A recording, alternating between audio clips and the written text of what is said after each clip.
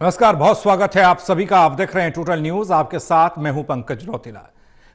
कांग्रेस हरियाणा में 10 में से 9 लोकसभा सीटों पर चुनाव लड़ रही है। यह इसलिए क्योंकि यहां आप के साथ कांग्रेस का गठबंधन है। एक लोकसभा सीट कुरुक्षेत्र, जहां से आम आदमी पार्टी चुनाव मैदान में है। लेकिन इधर कांग्रेस के उम्मीदवारों की लिस्ट के ऐलान का इंतजार अब तक हो ही रहा है। हालांकि खबर आ रही है कि आगामी 26 तारीख को इसके आसपास उम्मीदवारों की घोषणा हो सकती है। लेकिन इससे पहले ही कांग्रेस में रार साफ नजर आने लगी है, जिसमें नाम कैप्टन अजय यादव का है, जो गुरुग्राम से ताल ठोक रहे हैं, टिकट चाहते हैं। वहीं दूसरा नाम किरण चौधरी की बेटी श्रुति चौधरी का है, जो भिवानी से दावा ठोक रही हैं। अब ऐसे में सवाल यह उठ रहा है कि कांग्रेस इस रार से कैसे पार पाएगी। आज चर्चा एक बार फिर इसी पर।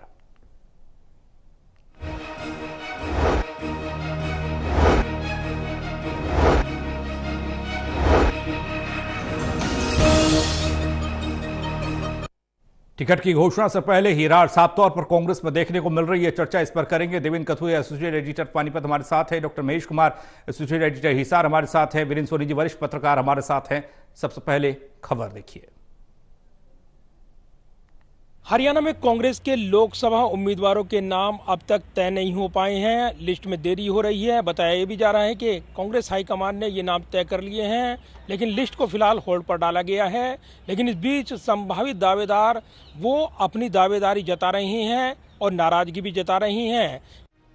कैप्टन अजय यादव ने आज खुलकर ये कह दिया है कि टिकटों में जो देरी हो रही है और जो यहाँ पर टिकट अनाउंस करने में जिस तरीके से मंथन हुआ है और उसके बाद भी टिकट का नाम अनाउंस नहीं हुआ है, उसके चलते यहाँ पर पार्टी को खामियाजा भुगतना पड़ सकता है। हरियाणा में कांग्रेस के लोकसभा टिकटों पर घमासान मचा हुआ है। कैप्टन अजय यादव ने आज टिकट की घोषणा में हो रही देरी पर नाराजगी जताते हुए खुलकर बयान दिया है। कैप्टन अजय यादव ने गुरुग्राम सीट पर अपनी दावेदारी जताई है, तो वहीं राज बब्बर की दावेदारी को लेकर नाराजगी भी जताई है। कैप्टन अजय यादव ने कहा है कि फिल्म स्टार चाहिए तो रणवीर, ऋतिक लाओ, राज बब्बर क्यों चाहिए। अब वो हमारे यहाँ राज बब्बर को रख दिया। अरे मैं कहता हूँ रणवीर सिंह को ले आते हैं, रणधीर कपूर को ले आते हैं, आप ऋतिक रोशन को ले आते। कम स्टार तो हैं, फिल्म स्टार जो मुझे कोई तकलीफ नहीं है राज बब्बर जी को टिकट दें आप, लेकिन ग्राउंड पे कुछ काम तो किया होना चाहिए ना। कार्यकर्ता जो इंतजार में बैठा हुआ है, तिल मिला रहा है कि कब जो है लिस्ट निकलेगी, इसका खामियाजा कौन भुगतेगा? पार्टी भुगत रही है ना, तो उसमें मैं क्या कर सकता हूँ। दरअसल सब कमेटी की रिपोर्ट और लंबी चर्चा के बावजूद अब तक कांग्रेस के लोकसभा उम्मीदवारों के नाम का ऐलान नहीं हो पाया है। कहा जा रहा है कि नाम तो तय हो गए हैं, पर दूसरे चरण के मतदान को देखते हुए फिलहाल नाम को होल्ड पर रखा गया है। दूसरे चरण में 26 अप्रैल को वोटिंग होनी है और संभावना जताई जा रही है कि इसके बाद ही हरियाणा में लोकसभा उम्मीदवारों के नाम का औपचारिक ऐलान हो सकता है। कांग्रेस के उम्मीदवारों की संभावित लिस्ट में एक से ज्यादा दावेदारों के चलते भी देरी हुई है। कांग्रेस के पैनल में 3 ऐसी सीटें हैं जिन पर एक से अधिक दावेदार हैं। जिन टिकटों पर विवाद हो रहा है उनमें भिवानी महेंद्रगढ़ की सीट भी शामिल है। भिवानी महेंद्रगढ़ सीट पर श्रुति चौधरी और रावदान सिंह के बीच मुकाबला है, तो वहीं फरीदाबाद सीट पर भी महेंद्र प्रताप सिंह और करण दलाल के बीच मुकाबला चल रहा है। हरियाणा की लोकसभा सीटों पर उम्मीदवारों के चयन और टिकट आवंटन के मुद्दे को प्रदेश में पार्टी के सभी गुटों ने अपनी प्रतिष्ठा का सवाल बनाया हुआ है। इससे पहले कई बार उम्मीदवारों की लिस्ट पर बैठकें हो चुकी हैं। हरियाणा के पूर्व मुख्यमंत्री भूपेंद्र सिंह हुड्डा और कुमारी शैलजा, रणदीप सुरजेवाला और किरण चौधरी के गुटों ने उम्मीदवारों पर सहमति नहीं जताई, तो हाईकमान ने सब कमेटी का गठन किया था। ये विवाद इतना बढ़ा है कि सब कमेटी की बैठकों के बीच हरियाणा कांग्रेस के कई नेता पूर्व अध्यक्ष सोनिया गांधी से भी मुलाकात कर चुके हैं। सूत्रों का कहना है कि अंबाला, सिरसा, रोहतक और हिसार को लेकर कोई पेच नहीं है। इन सीटों पर लगभग नाम तय हो चुके हैं, सिर्फ औपचारिक ऐलान बाकी है। सूत्रों के मुताबिक वरुण मुलाना, कुमारी शैलजा, दीपेंद्र हुड्डा और बजेंद्र सिंह के नाम फाइनल हो चुके हैं। एक से ज्यादा नाम वाली 5 लोकसभा सीटें हैं। इसमें फरीदाबाद, गुरुग्राम, महेंद्रगढ़, भिवानी, सोनीपत और करनाल सीट पर एक से ज्यादा दावेदारों के नाम शामिल बताए जा रहे हैं। ऐसे में कुछ चौंकाने वाले नाम भी सामने आ सकते हैं और इसको लेकर सस्पेंस लगातार बना हुआ है। और अब यहां पर कैप्टन अजय यादव ने भी गुरुग्राम सीट को लेकर अपनी नाराजगी खुलकर बयान कर दी है। कैमरामैन विजय ब्रिक के साथ प्रदीप कुमार, टोटल न्यूज, दिल्ली।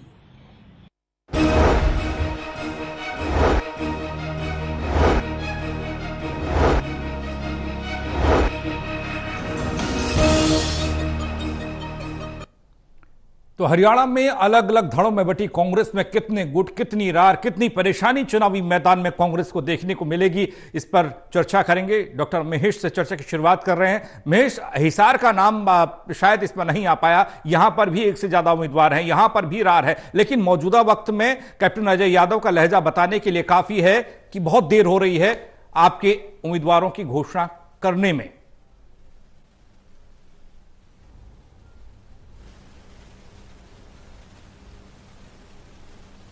देखिए, बिल्कुल देरी का सवाल तो जरूर यहां पर सामने आ रहा है और ना सिर्फ कांग्रेस पार्टी के नेता कार्यकर्ता इसका इंतजार कर रहे हैं। मुझे लगता है कि कांग्रेस पार्टी के नेताओं कार्यकर्ताओं से तो कहीं ज्यादा भारतीय जनता पार्टी के लोग इस टिकट का इंतजार कर रहे हैं, इस ऐलान का इंतजार कर रहे हैं, क्योंकि पूरा जो चुनावी गणित तय होना है इस हरियाणा की लोकसभा सीटों का, 9 लोकसभा सीटों का जो पूरा गणित तय होना है, अगर दीपेंद्र हुड्डा की सीट को छोड़ दें और सिरसा लोकसभा सीट को छोड़ दें तो 7 जो लोकसभा क्षेत्र है वहां पर कौन सा उम्मीदवार कांग्रेस पार्टी चुनाव मैदान में उतारने जा रही है, इसका इंतजार भारतीय जनता पार्टी को बाकी लोगों से कहीं ज्यादा है। और यहां पर नाराजगी का जो जिक्र सामने आ रहा है, जिस तरीके से कैप्टन अजय यादव की नाराजगी सामने देखने को मिल रही है, टिकटों के ऐलान के साथ ही वो परिस्थितियां कांग्रेस पार्टी में और ज्यादा बढ़ती हुई नजर आएंगी और हिसार सीट पर हो सकता है कि फिर संग्राम भी देखने को मिले। हो सकता है कि कोई निर्दलीय उम्मीदवार भी फिर कांग्रेस पार्टी से अलग होकर चुनाव मैदान में ताकता हुआ नजर आए। वो परिस्थितियां भी इस लोकसभा क्षेत्र में कायम हो सकती है। काफी ज्यादा नाराजगी का सामना कांग्रेस पार्टी को भी करना, अभी जो हालात है वो फेवरेबल बने हुए हैं, फेवरेट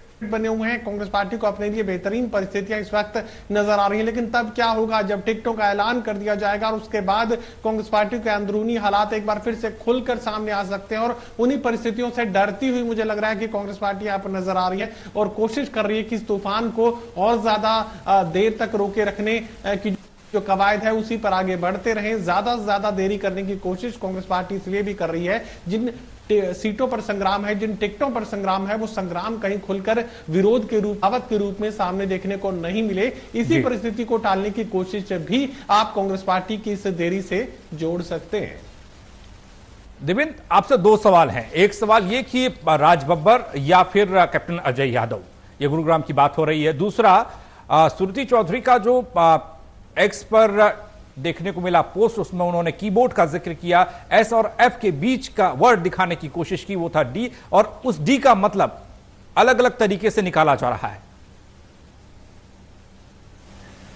देखिए पंकज, गुरुग्राम की जहां तक बात है, देखिए कैप्टन अजय यादव 6 बार विधायक बने हैं और मंत्री भी रहे हैं और कांग्रेस के ओबीसी मोर्चा के नेशनल प्रेसिडेंट है। चूंकि वो अहीरवाल से आते हैं, गुरुग्राम दक्षिण हरियाणा का हिस्सा है, वो अपना हक मांग रहे हैं। दरअसल उनका बेटा तो जो रेवाड़ी से वो विधायक बनते थे, उनका बेटा राव चिरंजीव कांग्रेस के विधायक है। चूंकि वो सीनियर लीडर हैं और कांग्रेस पार्टी के लिए वरिष्ठ नेता ही नहीं सलाहकार भी है और उनको उस तरह की जिम्मेदारी दी गई है। ओबीसी मोर्चा से आते हैं और इससे बड़ी बात शायद लोगों को पता है, लेकिन मैं फिर रिवाइज कर दूं, लालू यादव के समधी है कैप्टन अजय यादव।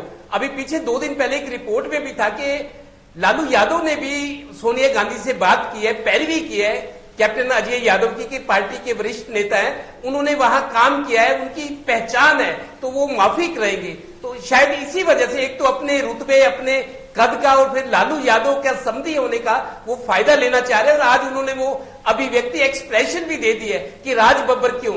राज बब्बर के बारे में ये भी कहा सकता है वो बाहरी व्यक्ति है, जैसा वो कह रहे हैं कि उन्होंने 5 साल में कौन सा पसीना बहाया है जो उनको आप लाके यहां पे चुनाव लड़वाओगे।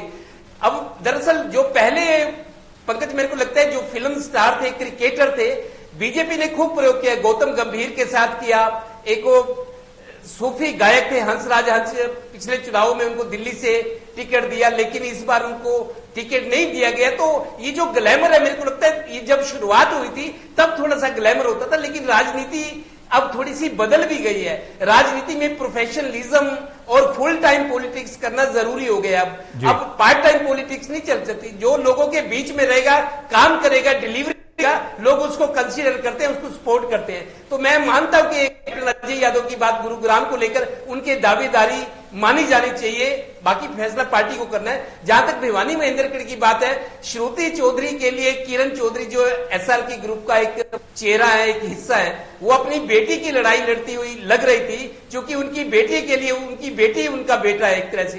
तो वो एक रक्षक की भूमिका में कोशिश करी है कि श्रुति चौधरी मुख्य धारा में आ जाए। हालांकि पिछले इलेक्शन हारी है वो। मोदी लहर और मोदी का जो वर्चस्व रहा है, मोदी बीजेपी का जो उफान आया, उसमें श्रुति चौधरी अपनी सीट नहीं बजा पाई। उन पर यह भी कहा जा सकता है कि लगातार 2 बार वो हारी है, तो उनको कंसीडरेशन में ना रखा जाए।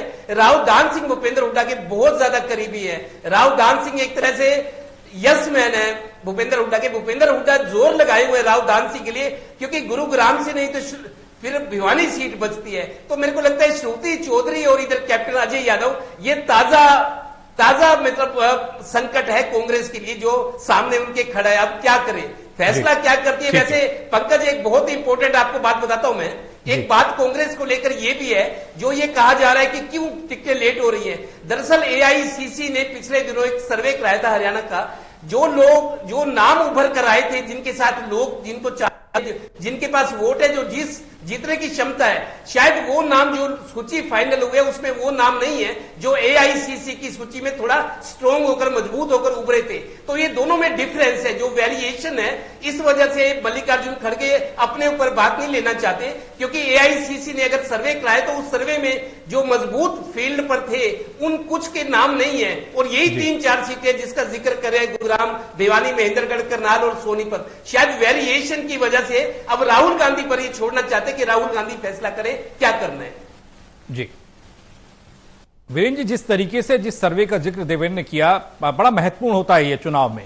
और अगर आप जनता के उस सर्वे के हिसाब से अपने उम्मीदवार को चयन करते हैं तो आपको फायदा निश्चित तौर पर मिलता है। लेकिन यहां ऐसा लगता है कि खेमेबाजी से बाहर नहीं निकल पाए नाम, और वही नाम वहां तक पहुंचे हैं जो किसी न किसी गुट के हिस्से हैं, और जो जनता के बीच में अच्छा काम करने वाला नेता होगा वो शायद किसी गुट का हिस्सा नहीं होगा। ये रार से कैसे निपटेगी कांग्रेस? अगर रार में ही उलझी रही तो फिर चुनाव तो हो गया।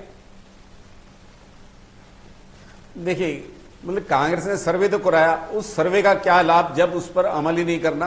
मतलब ये कांग्रेस से कुछ मठाधीश हैं जो हर बार ही चुनाव होते हैं, जो मतलब कांग्रेस अभी मठाधीशों के चुनाव से बाहर नहीं निकल पाई। जो मतलब कांग्रेस का आम कार्यकर्ता है उसे कब अवसर मिलेगा? भारतीय जनता पार्टी में तो अवसर मिल रहा है, लेकिन कांग्रेस में क्या आम कार्यकर्ता चुनाव लड़ने की सोच सकता है?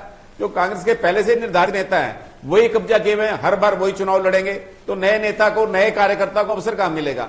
और ये बात है कि एआईसीसी ने सर्वे किया, लेकिन सर्वे पर कौन कर रहा है? अगर सर्वे के आधार पर टिकटों का चयन किया होता तो वो कब का हो गया होता, वितरण हो गया होता। अभी तक वितरण नहीं हुआ, तो मतलब गुटबाजी है, खेमेबाजी है, आपस में एक दूसरे को निपटाने की होड़ है। मतलब हर गुट जो है अपनी श्रेष्ठता सिद्ध करना चाहता है। कांग्रेस के बारे में कोई नहीं सोचता भाई कांग्रेस का भविष्य किसके हाथ में है, कांग्रेस को जिता कौन सकता है।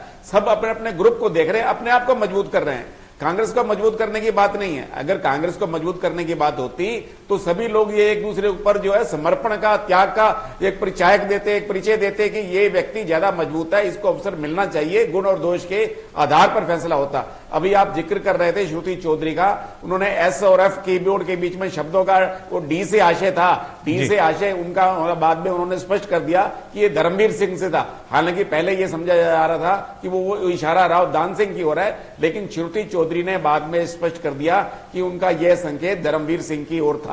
तो कुल मिला के देखा जाए कांग्रेस में तो परस्पर बयानबाजी होगी। जिस तरह से कैप्टन अजय यादव बयानबाजी कर रहे हैं, ये पहली बार नहीं की, वो पहले भी कहते रहे। जब टिकटों के लिए आवेदन मांगे गए तब भी उन्होंने अपनी नाराजगी जाहिर की थी, और उन्होंने टिकट के लिए आवेदन भी नहीं किया था। वो कह रहे थे कि कांग्रेस में मेरा दम घुट रहा है, लेकिन मैं कांग्रेस छोड़ूंगा नहीं, सोनिया गांधी मेरी नेता है। तो कुल मिला के देखा जाए तो इससे क्या कांग्रेस को फायदा होगा? ये बात ठीक है कि राज बब्बर को लेकर उनकी नाराजगी है, अगर ये नाराजगी पार्टी के फोरम पर कही जाती तो ज्यादा अच्छा होता। लेकिन जिस तरह सार्वजनिक रूप से अगर बयानबाजी होगी कांग्रेस के अंदर होगी तो अनुशासनहीनता ही रहेगी। तो इसलिए किसी भी कार्यकर्ता से आप जो है अनुशासन की अपेक्षा नहीं कर सकते, और कांग्रेस में ये गुटबाजी तो होगी। देखिए, जब भी टिकट वितरण होगा उसका कुछ ना कुछ तो होना ही होना है। ये कभी नहीं है कि टिकट वितरण होगा और सभी उसका स्वागत करेंगे। किसी ग्रुप को भी संतुष्ट नहीं किया जा सकता। जो भी टिकटों की घोषणा होगी तो इसकी प्रतिक्रिया होगी, कांग्रेस में गुटबाजी भी और किलाई भी सामने तो आनी ही आनी है। महेश, संकेतों का बड़ा महत्व रहता है राजनीति में, कहते हैं इशारे किए जाते हैं और इशारों पर ही काम हो जाता है। श्रुति चौधरी का जो पोस्ट था, हालांकि उस पर बाद में ये कह दिया गया कि ये इधर नहीं उधर के लिए था, लेकिन ये समझ लिया जाए कि एक बार के लिए लोगों ने ये लगा भी लिया, ये जता भी दिया कि आप अपने लिए रास्ता बना रहे हैं, अपने ही खेमे पर आप वार कर रहे हैं।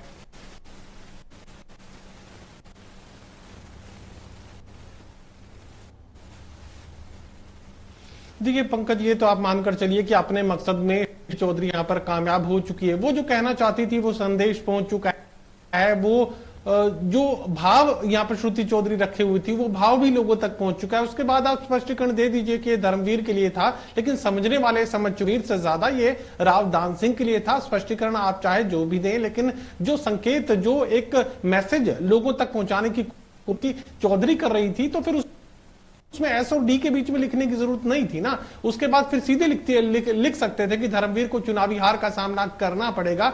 ये कीबोर्ड के बीच में क्या आएगा, उसके आगे क्या आएगा, उसके पीछे क्या आएगा, ये लिखने की जरूरत नहीं थी। ये लिखने की जरूरत इसलिए थी कि अपना एक मैसेज जो है लोगों तक, पार्टी आला कमान तक संदेश पहुंचाने की कोशिश श्रुति चौधरी की तरफ से की गई थी। अगर देखिए यहां पर प्रतिस्पर्धा किससे मिल रही है, श्रुति चौधरी को अगर चुनौती मिल रही है तो राव दान सिंह से मिल रही है। तीसरी कोई चुनौती वहां पर उस सीट पर नहीं है। राव दान सिंह की चुनौती और धर्मवीर और राव दान सिंह दोनों पर एक साथ निशाना साधने के लिए ये एक तरीका इख्तियार किया गया था जो कि कामयाब कहा जा सकता है। पर अपने तरीके से दबाव बढ़ाने की बात आप इसे कह सकते हैं कि श्रुति चौधरी की माता किरण चौधरी जो है सोनिया गांधी से मुलाकात कर चुकी थी। पार्टी आला कमान पर दबाव बढ़ाने की जो भी कोशिश की जा सकती थी वो की गई। एसआर के ग्रुप की तरफ से जो मदद ली जा सकती थी वो मदद ली गई। बावजूद इसके अगर राव दान सिंह आखिरी फैसले के वक्त भी अगर मुकाबले में खड़े हुए नजर आ रहे हैं तो मानकर चलिए 50-50 की परिस्थिति तो प्रोबेबिलिटी के लिहाज से भी टिकट हकदार हो सकते हैं। और उसी चुनौती को खारिज करने की कोशिश से एक तरीका अपने कार्यकर्ताओं के बीच, अपने लोगों के बीच यहां पर श्रुति चौधरी करती हुई नजर आ रही है। बाद में जो भी उनकी तरफ से स्पष्टीकरण दिया गया हो, लेकिन मायने इसके बिल्कुल स्पष्ट थे। ये राव दान सिंह के लिए मैसेज था और उसके बाद भले ही उसे नाम सिंह देवेंद्र, जिस तरीके से अब प्रेशराइज किया जा रहा है, प्रेशर साफ तौर पर कार्यकर्ताओं पर दिख रहा है, दावेदारों पर दिख रहा है, कांग्रेस पर दिख रहा है, कांग्रेस आला कमान पर दिख रहा है, क्योंकि जैसे जैसे चुनाव की तारीख नजदीक आ रही है, इस प्रेशर पॉलिटिक्स को क्या झेल पाएगी कांग्रेस, उम्मीदवार झेल पाएंगे, इससे कांग्रेस का भला होगा? क्योंकि श्रुति चौधरी का जो इशारा था उस इशारे को चाहे बाद में बदल दिया गया हो, बीजेपी के पाले की तरफ फेंक दिया गया हो, लेकिन उससे पहले ही कयास लगाए गए कि ये नहीं अपनों के लिए है। दूसरा, गुरुग्राम का जिक्र हो रहा है। अजय यादव ने जब बात छेड़ी राज बब्बर की तो यह भी कहा गया कि बाहरी होने की वजह से कहीं ना कहीं कांग्रेस को डैमेज न कर जाए, गुरुग्राम में बीजेपी को फायदा न पहुंच जाए अगर कुछ ऐसा होता है। राज बब्बर का नाम आता है। देखिए पंकज, जहां तक प्रेशर टैक्टिक्स की बात है, बिल्कुल पार्टी के हैं। चूंकि वो ये चाहते हैं कि कांग्रेस अगर मजबूत हुई है, कांग्रेस ने कई बार सरकारें बनाई हैं, पब्लिक के बीच में रही है, तो उनका भी योगदान है। जो बड़े नेता हैं, सालों से, दशकों से राजनीति करते आ रहे हैं, कांग्रेस का चेहरा है अपने अपने इलाकों में। प्रेशर टैक्टिक्स तो जाहिर है, क्योंकि कई सीटों पर कई कई नाम है। और किरण चौधरी की बात करें, सुरजेवाला की बात करें, शैलजा की, भूपेंद्र, दीपेंद्र हुड्डा, अरविंद शर्मा, ये सारे वो चेहरे हैं जो कई बार सांसद, विधायक बने हैं। तो ये अपनी अपनी अहमियत जताना चाहते हैं। मेरे को लगता है कांग्रेस की ये रणनीति है। पंकज, मैं फिर आपको बताता हूं, कांग्रेस चाहती तो टिकटें, अभी 13 मार्च को मनोहर लाल जी की जब टिकट हुई, 6 बीजेपी उम्मीदवारों का नाम का ऐलान किया था। 24 तारीख को होली थी, 23 की पूर्व संध्या पर होली की, बाकी 4 का नाम भी ऐलान कर दिया गया था। आप देखिए 1.5 महीना हो चुका है, बीजेपी के उम्मीदवार अपने अपने क्षेत्रों में चुनाव प्रचार कर रहे हैं, मीटिंगें, रैलियां, रोड शो, जाने क्या क्या हो रहा है। कांग्रेस भी चाहती तो अपने उम्मीदवार घोषित कर सकती थी, लेकिन कांग्रेस की जो समस्याएं थी, जो परेशानियां थी, जो चुनौती थी पार्टी के आगे, एक तो बीजेपी के मुकाबले तैयारियां कम है, स्टार प्रचारक कम है, संसाधन कम है कांग्रेस के पास। तो कांग्रेस की रणनीति थी कि जितना डिले किया जा सके, मतलब नॉमिनेशन अगर 29 तारीख से है तो 2-3-4 दिन पहले, क्योंकि अगर कहीं पार्टी के अंदर का गुबार बाहर निकलता है, हमने देखा है चुनाव के टाइम, चाहे बीजेपी भी थी, जिनको टिकटें नहीं मिलती वो प्रदर्शन, विरोध प्रदर्शन, पुतले तक फूके जाते हैं, पिछले चुनाव में देखा है। तो कांग्रेस फूक फूक कर कदम रख रही थी। मैंने शुरू से मैं कहता आ रहा हूं कि नॉमिनेशन फाइल करने से 2-3 दिन पहले ही कांग्रेस टिकट का ऐलान करेगी। यही वजह है कि अगर पहले कर देती तो उसकी रिएक्शन जो सामने आती और बीजेपी, दूसरे दल उसका फायदा उठाते और कांग्रेस को और नुकसान होता। यही वजह है कि इस मामले को लिंगर किए गए और अब ये कहा गया कि राहुल गांधी केरल चुनाव प्रचार से फारिग होकर बुधवार को दिल्ली आ रहे हैं। एक आध दिन के अंदर मल्लिकार्जुन वो पूरी सूची जो उनके पास है, फाइनल सूची, वो उनके सामने रखेंगे और उनको बताएंगे कि जो आपके AICC का सर्वे था उसमें जो कुछ नाम थे जो इसमें नहीं है, क्योंकि यहाँ गुटबाजी के चलते अपने अपने समर्थकों के नाम आगे कर दिए गए हैं। तो वो जो एक फर्क है, मल्लिकार्जुन उस जोखिम को खुद नहीं उठाना चाहते, राहुल गांधी से काम करवाना चाहते हैं। दूसरा, गुरुग्राम का जो मसला है, गुरुग्राम आपको बता दूं बहुत बड़ी सीट है। गुरुग्राम वोटों के हिसाब से नहीं, हरियाणा का चमकता शहर है और एक भारत आज बन चुका है गुरुग्राम। गुरुग्राम में राव इंद्रजीत तीसरी बार चुनाव मैदान में, जाहिर है उनकी उम्र 74 साल हो गई है और एंटी इनकम्बेंसी वाला फैक्टर भी होता है और उनके विरोधी भी है, राव इंद्रजीत के विरोधी भी है दक्षिण में। तो गुरुग्राम के मामले में कांग्रेस को बहुत केयरफुल, बहुत सोच समझ कर कदम उठाना होगा। गुरुग्राम जैसी सीट जाना, हरियाणा का सबसे चमकता और डेवलप्ड डिस्ट्रिक्ट जिला है तो गुरुग्राम है। तो गुरुग्राम में भी कांग्रेस शायद नहीं चाहेगी कि सीट उनके हाथ से निकल जाए और कोई कमजोर कैंडिडेट सामने आए। बीरेन जी, दो सवाल आपसे हैं। एक सवाल तो ये कि देवेंद्र ने जिक्र किया कि आप बहुत कम समय नॉमिनेशन और चुनाव के बीच का जो समय है आप उसको चुनना चाहते हैं, उस समय आप उम्मीदवार देंगे तो शायद आपको वो हो हल्ला, वो विरोध देखने को नहीं मिलेगा। क्या यहां पर यह सवाल किया जा सकता है कि आप उम्मीदवार को समय भी नहीं दे रहे हैं? क्योंकि अभी आपके एक सीट पर 3 से 4 लोग चुनावी मैदान में हैं, अपने अपने तरीके से तैयारी कर रहे हैं, इनमें से एक ही नाम सामने आएगा, बाकी 3 क्या करेंगे उस वक्त? एक सवाल ये। दूसरा ये कि आपके जिन सीटों पर नामों में सहमति बन गई थी उनको तो कम से कम घोषित कर देते, चाहे वो 3 थी, 4 थी, 5 थी, 10 सीटें हैं, 10 में से एक आम आदमी पार्टी की हो गई, आपके पास 9 रही, उस 9 में से भी 3-4 पर पेच फंसा, बाकी 3 जो बची उनको आप घोषित कर देते। उनको क्यों घोषित नहीं किया कांग्रेस? देखिए, कांग्रेस की मुझे लगता है कहीं ना कहीं रणनीतिक भूल रही है। देखिए, जो सीटें निश्चित थी, मान लीजिए रोहतक का था, सिरसा का था, चाहे अंबाला का था, तो इनकी घोषणा कर देनी चाहिए थी। ये कांग्रेस की ये रही कि सभी सूची जो है एक साथ जारी होगी, एक साथ जारी होने के चक्कर में दूसरों पर भी प्रभाव पड़ गया। हालांकि अब देखिए, जातीय समीकरण बिठाना है कांग्रेस को। देखिए, भारतीय जनता पार्टी अपने उम्मीदवार घोषित कर चुकी है, जननायक जनता पार्टी भी कुछ सीटों पर कर चुकी है, इंडियन नेशनल लोकदल भी 3 सीटों पर कर चुकी है। आपको क्या सिर्फ जातीय समीकरण बिठाना है? क्या आपको इस बार जो है 9 सीटें हैं, 9 सीटों में से क्या एक सीट किसी पंजाबी को देनी है या नहीं देनी? कांग्रेस ने आज तक किसी पंजाबी को सीट दी नहीं है, तो भारतीय जनता पार्टी लगातार 2 टर्म से पंजाबी को देती आ रही है। अब ये देखना है कि कांग्रेस ने ये जातीय समीकरण कैसे बिठाना है। तो जातीय समीकरण आपको तय करने हैं, भाई कहां से ब्राह्मण लड़ेगा, कहां से आपने ओबीसी को सीट देनी है, ये सब बातें आपको सामने समक्ष है, क्योंकि चुनौती भारतीय जनता पार्टी के समक्ष आपके आ चुकी है। तो इसलिए कांग्रेस को ये दुविधा नहीं होनी चाहिए थी। अगर कांग्रेस को अगर प्रतिक्रिया देखनी थी तो प्रतिक्रिया तो बाद में भी होगी। अगर कांग्रेस को अपनी गुटबाजी का डर था, किसी नेता के विरोध का डर था, वो तो बाद में भी होना है। जब भी टिकटों की घोषणा होगी, थोड़ा बहुत रोष होगा, थोड़ी बहुत प्रतिक्रिया होगी, ये तो होनी है, ये टल नहीं सकती। अगर कांग्रेस के अंदर इतना नैतिक साहस होता तो अपने उम्मीदवारों की घोषणा करके अपने बलबूते पर चुनाव लड़ने का दम रखती। लेकिन कांग्रेस के अंदर विरोध है, नेताओं की खींचतान है और हाईकमान भी दुविधा में है, किसे नाराज करे, किसे प्रसन्न करे। तो हाईकमान की दुविधा है, हाईकमान अपने दुविधा में खुद ही फंसा है। तो इसलिए अगर कांग्रेस हाईकमान बीजेपी है, साहस दिखाता। जी सर, सामने बीजेपी और बीजेपी की रणनीति तो है आपसे कई गुना बहुत ज्यादा मजबूत है हर क्षेत्र में। समय थोड़ा कम है, मैं रोक रहा हूं माफी के साथ आपको। बहुत शुक्रिया आप तीनों का हमारे साथ जुड़ने के लिए। अब कांग्रेस के उम्मीदवारों के नाम के ऐलान का इंतजार है, लेकिन इंतजार से पहले जो दावेदार हैं वो अपनी दावेदारी ठोक रहे हैं और बयान भी आने लगे हैं। कहीं कांग्रेस के लिए और ज्यादा मुश्किलें ना हो।